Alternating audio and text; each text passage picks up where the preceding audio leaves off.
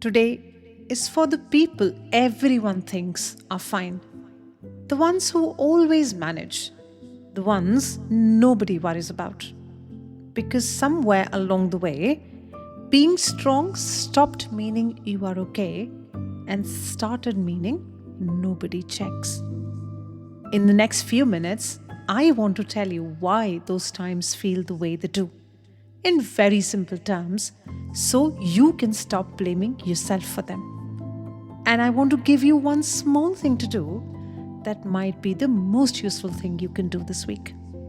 And if you take only one thing from today, take this. Being strong was never supposed to mean being unreachable. Let me ask you something first. Have you ever had those late nights that had nothing to do with work or deadlines?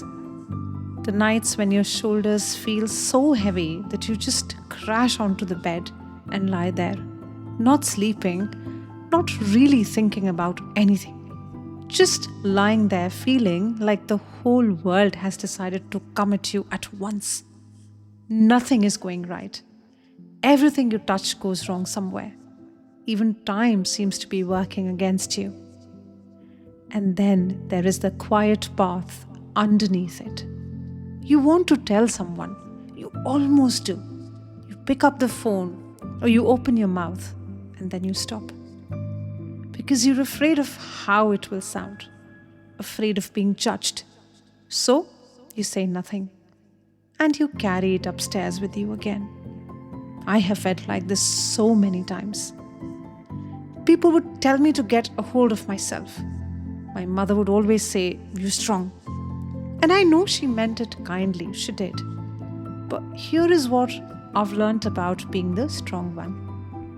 When people decide you are strong, they stop asking. They stop checking whether you are hurt. They stop wondering if you might need help because you always seem to manage.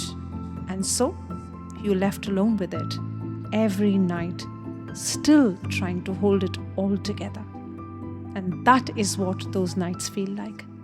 Falling slowly into something with no bottom to it, night after night, while everyone around me was completely certain that I was fine.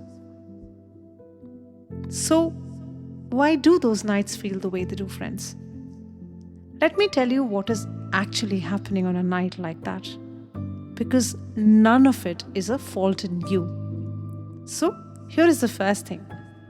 Your body is always listening to your mind, not to the facts of your life, to your mind. Your body cannot look out of the window and check whether things are really as bad as you are saying. It only gets what you tell it, and then it gets ready for it. So when you lie there saying everything is going wrong, nobody understands, I cannot keep doing this, your body does not hear an opinion. It hears a report from the front line. And it does exactly what it was built to do. It speeds up your heart. It tightens your muscles. It shortens your breathing because it gets you ready to fight or to run. And that is why those nights feel physical, because they are. You're not imagining the weight on your chest. Your body is making it from the sentences that you are feeding it. Here is the second thing. And it explains why one ordinary bad evening can drag in so much more than it deserves. Your mind does not file a hard moment as a neat fact. It files it with the feeling that is attached to it. And it stores it right next to every other memory that carries the same feeling.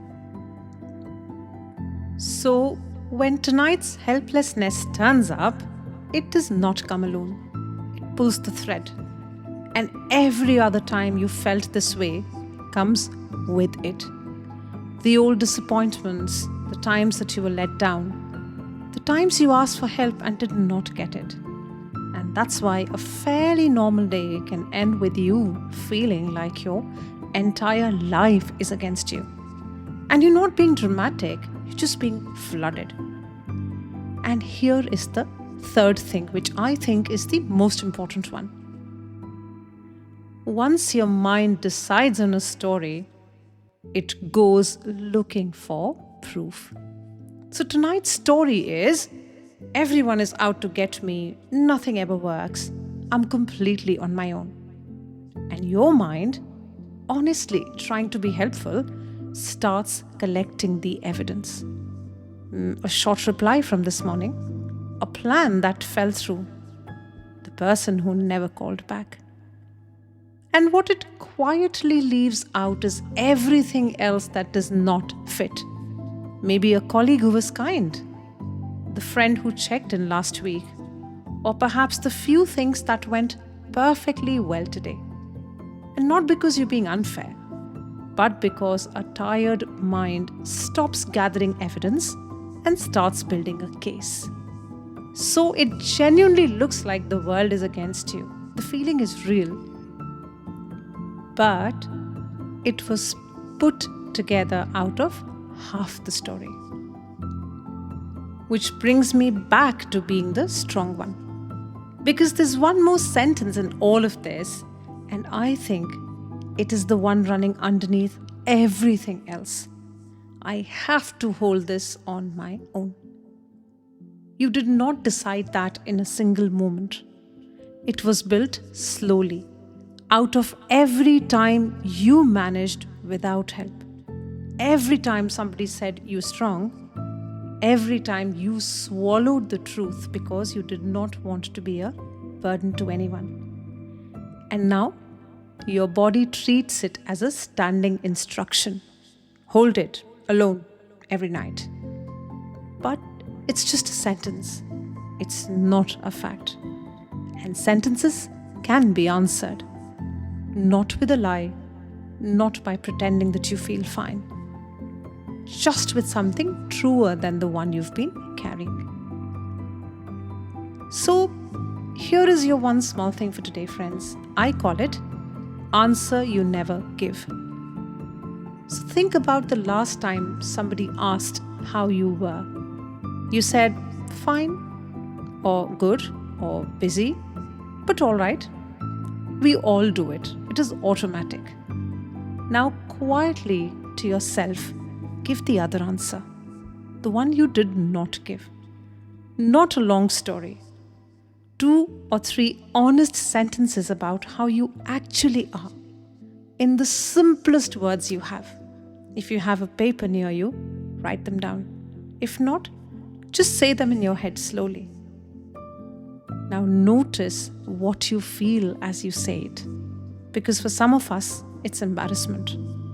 Or a strong pull to soften it, to add, but I'm fine really, at the end of it. Notice that urge, and this time, leave it off. Let the sentence stand there without the apology. And then, if you can, one more step this week. Take one line from that answer and say it out loud to one person. Not all of it, just one line. It can be as small as, this week has been harder than it looked. Because you've been telling everyone that you're strong for so long that they've stopped asking you. Somebody has to say the true thing first, and it was always going to have to be you. So this is what I would love you to carry out of today, friends. Those nights are not a weakness in you. Your body was only doing what it was told by a voice that had been carrying too much for too long. And the story it built, the one where everyone is against you and you're completely alone, was made out of half the evidence. There is a whole other half sitting on the table untouched. You were never meant to hold all of it by yourself. Being strong was never supposed to mean being unreachable. Be gentle with yourself tonight, and if you can, tell one person one true thing. I'll see you in the next one. Until then, take care.